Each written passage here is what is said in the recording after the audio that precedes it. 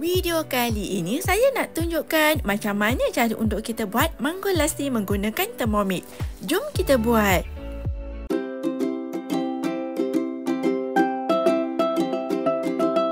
Mula-mula search di Cookidoo mango lassi.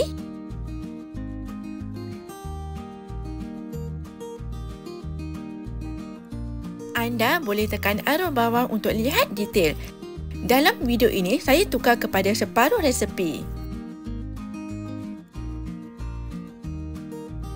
Naik ke atas, kemudian start cooking.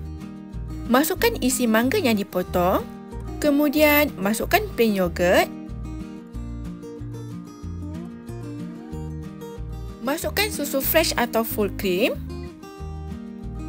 Kemudian masukkan gula. Masukkan ais, tak nak letak pun tak apa ya. Tutup dan kisar selama 1 minit, speed 10.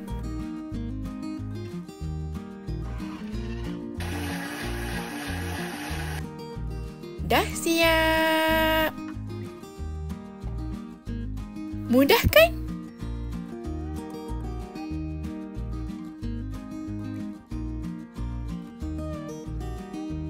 Tuangkan jus ke dalam bekas atau jug.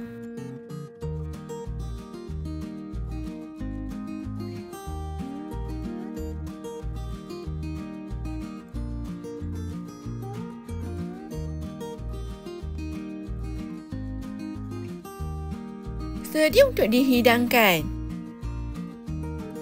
Anda juga boleh hidangkan dengan ais.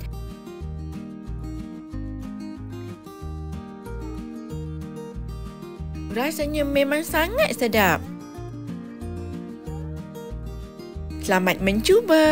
Bye.